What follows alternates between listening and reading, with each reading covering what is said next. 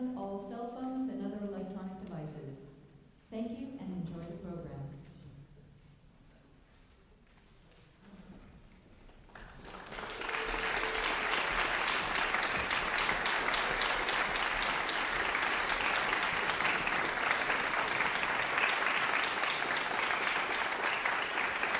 Thank you. Hello everyone, my name is Dominic Cayley and I'm on the faculty of the Piano Seminar here at Colburn and also the live director of tone-based piano. So this is both a virtual and a live event with an audience in front of us. So we're so excited to welcome all of you to this extravaganza this evening and have a little conversation and exploration of this great symphony and also Beethoven's orchestral style. So I wanted to first of all thank Mika and Fabio, the co-directors of this seminar, for helping put this together, and the Colburn School for hosting. And Mika, I wanted to ask you first of all about your idea behind doing this in general. It's not often that we see 2 pianos, 4 pianists, and 8 hands doing a symphony of Beethoven. So why Beethoven? Why Beethoven 6? Well, I think we chose this for a couple of different reasons. I think, number one, running this piano seminar for young high school students. There are 30 students this year with us. It's a very intimate group. And we're here to teach these students not just about piano playing, but music making. And what better composer than Beethoven? And Beethoven, I think, is one of the most difficult composers, I believe, for young people to understand and play well. And I think it's through the exploration of his symphonies that we can really learn a lot about his composition style. There's also a selfish element, of course, that I highly respect these musicians on stage, and I think we're all very alike in the sense that I don't think there's any ego up on stage, and I really believe that all 4 of us believe in the music coming first. The Pastorale Symphony is, I think, it's all of our favorite of Beethoven's symphonies. It's the most sublime. It's actually the most, I've been rehearsing with these musicians all week, and it's so profound, it's so deep. It's programmatic, but it really feeds the soul, and I actually feel as though I have had a religious experience through learning this work. And then there's a selfish element that just, I enjoy playing with these people. It's incredible music, and I think it's really special that as pianists we get to explore so much music that's not just piano music, and it's really a treat for all of us to be able to play a symphony like this, and it works very well with 4 people, 8 hands, 40 fingers, so we're able to really take care of everything that's actually in the orchestral score. Well, thank you, Mika. And I actually know that your sister was also a pianist, and you grew up probably playing the piano with others. But one of the problems of young pianists is that we often play alone all the time, and we don't get to collaborate. So it's also a joy to have, 4 people here on stage, but to play the piano with our friends. So my next question is a little bit about non-piano music, because you see, I've known you, Fabio, for about 7 years, and I would say that over the dinners, the coffees, and more that we've had, we oftentimes are talking about violin concertos, cello sonatas, symphonies. We almost never talk about piano music, because your fascination really lies in other realms. So can you tell me a little bit about the importance of non-piano music for pianists, for students, and more, and sort of your relationship with Beethoven's style? Well, how much time do I have? I'm crazy about things that they are not written for piano, because what is written for piano, I can actually play it. And every pianist can actually play it. In reality, pianists, they have this unbelievable advantage that we all read in a vertical way. Violinists, they read mainly horizontally. Every other solo instrument is an horizontal way to write and to play. Pianists, they have the score, and we analyze the score in a vertical way. This is exactly the same way that a conductor does. This is exactly the way a composer writes a symphony. This kind of repertoire is such a fantastic music that is so bad for a pianist not to be able to play it. And we actually are very thankful that many of these symphonies, basically Beethoven, all of them, and the Brahms also, even original by Brahms, they are transcribed for 2 pianos and very often 8 hands. Yeah, it's not a comfortable thing to play in 2 pianos and 8 hands. It's very, very problematic also because the ensemble, it's 4 times more difficult. If we would play 2 of us, 4 hands is half more difficult because, you know, we have 2 people, but we have only 1 piano.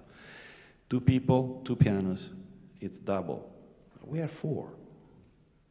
It's not very easy. So we need to try to breathe together. We need to try to understand music together. We need to understand which instrument is playing right at the moment, which part needs to have priority. And at the very end of everything, we actually need to go together, which is a very, very difficult thing. So, you know, that sounds just like a piano lesson on a Beethoven piano sonata to me. The hands being together, the voicing, the dynamic control, knowing what instrument. So this is very universal knowledge that you're sharing. And I also wanted to mention that you'll see an interesting setup for any of you that go to 2 piano concerts. You see that we're going to be sitting back to back. And this is Fabio's wild idea, but a very genius one, I must say, to have the pianos in this way. Can you tell us a little bit about why the pianos are not nested, but rather back to back? Well, there are 2 advantages and 1 big disadvantage.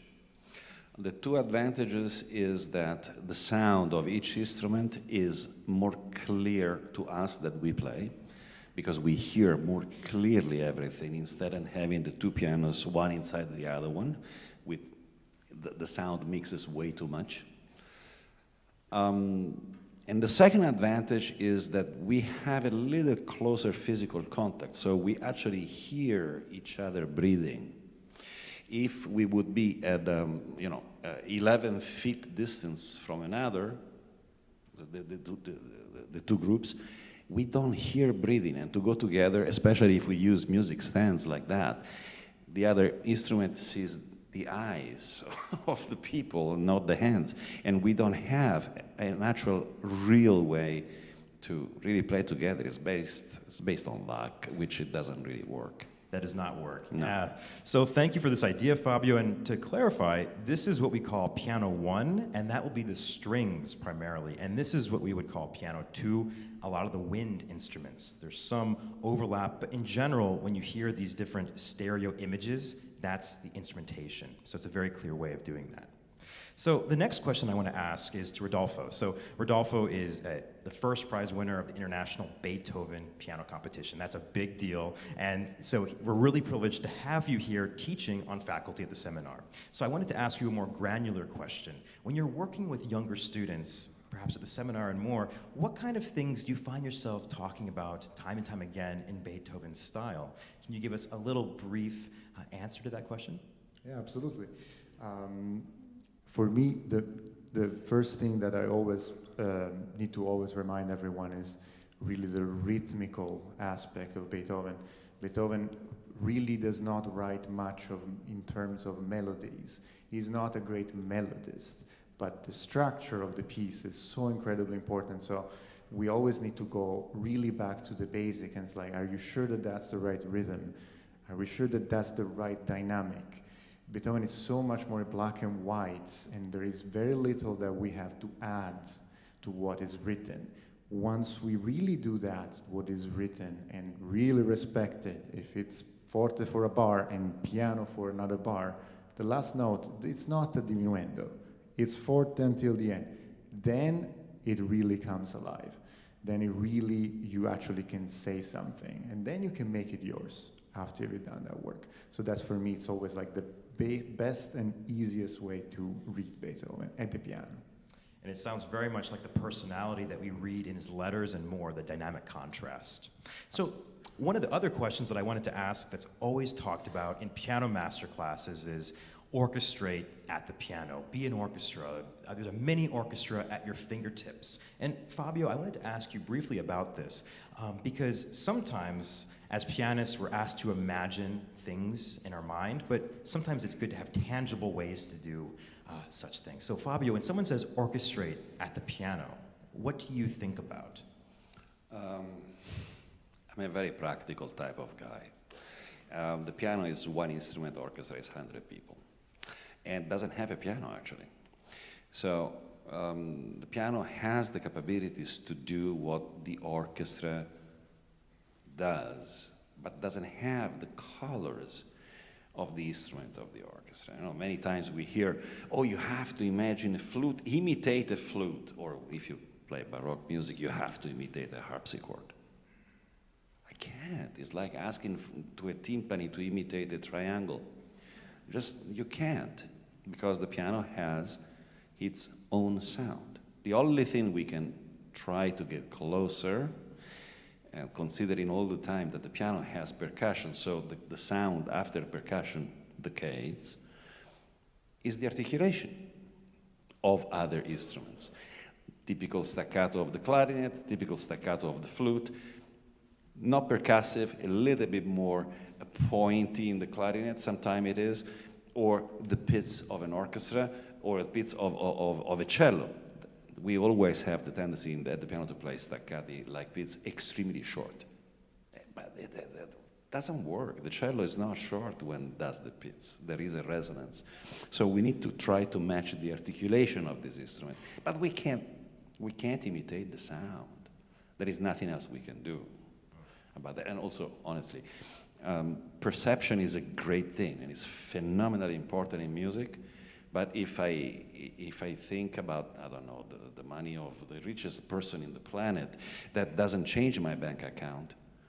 So I need to practically do something that actually makes me play in a certain way. And the only thing that I can do physically at the piano is try to get as close as possible with the articulation of the other instrument, that I can't change the sound. Thank you for that. And one other thing that I wanted to mention about our rehearsal process is that when you've got four immensely talented people playing music, a lot of times you've got everyone trying to play the most beautiful, important way all the time. And actually, one of the things that we've really talked about is when to get out of the way of each other. And that's also an aspect of orchestration, I would say, that younger students, talented younger students, typically falter in, where everything becomes important and then nothing is. So I think today, pay attention to sometimes one pianist is very active because they have the music. The others are sitting a little bit more carefully, very educated and listening, and then it alternates throughout. So that dynamic is something I really want you guys to pay attention to.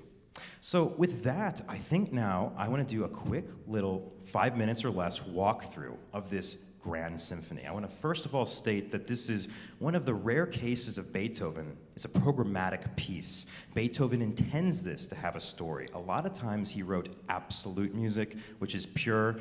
It has no story that's obvious. So the first movement, for example, what's happening? Well, he writes it in your programs. You guys can read the English or the German. Basically, these are cheerful feelings upon entering the countryside. And I thought it'd be fun to share little audio clips of the orchestration right now. This is from the 1957 recording of Otto Klemperer, a very classic recording. So, Alex, could we have clip 1? This is the countryside we're entering.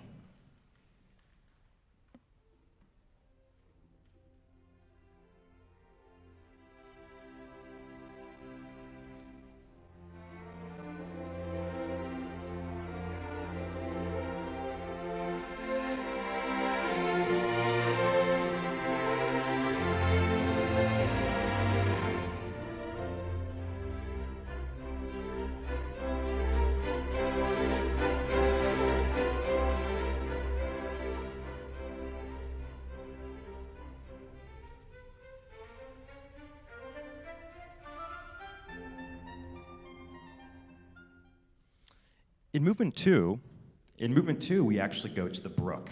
a scene by the brook, a river. And here we have 16th notes in the piano that represent the water flowing. We have little trills that represent the birds, and we have the woodwinds representing all the other animals. So, Alex, clip 2, please.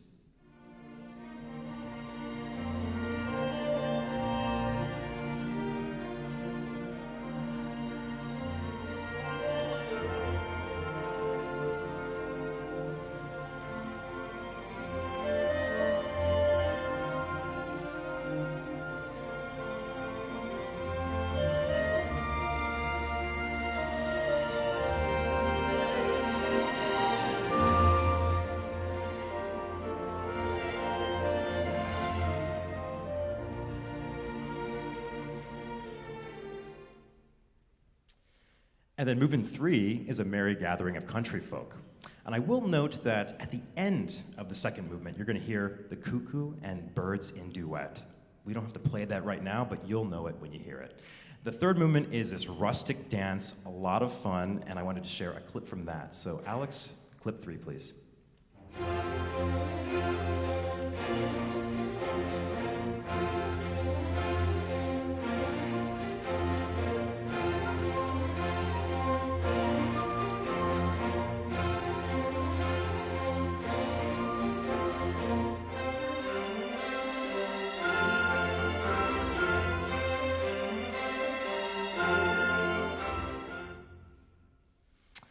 The next movement, the fourth movement, is not the finale, as most symphonies would be. This is the most Beethoven movement, perhaps. It's a thunderstorm.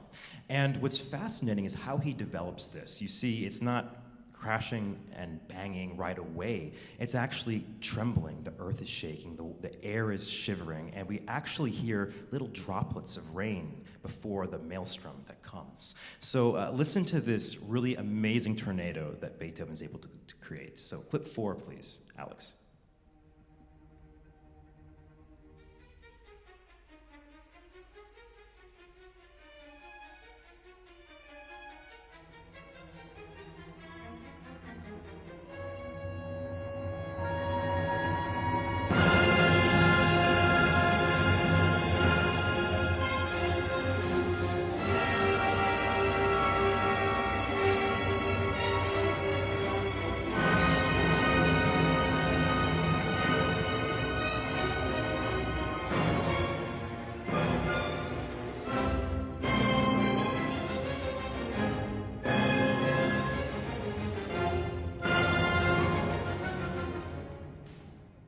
So this storm continues for quite a bit, but of course, in optimistic fashion, we do have a reprieve, and that's the fifth movement. So this movement is entitled Happy and Thankful Feelings After the Storm. Finally, it's passed, and the rain, the water that was pelting and lashing the ground is now sparkling in the sunlight. There's dew on the meadow, shepherds are singing. There's a shepherd's song at the very beginning, and there's a beautiful transition that I want you to hear as there's a chorale at the end of the fourth movement going into the horns, playing an alpine song, calling everybody out to celebrate the wonderful day. So clip 5, please, Alex.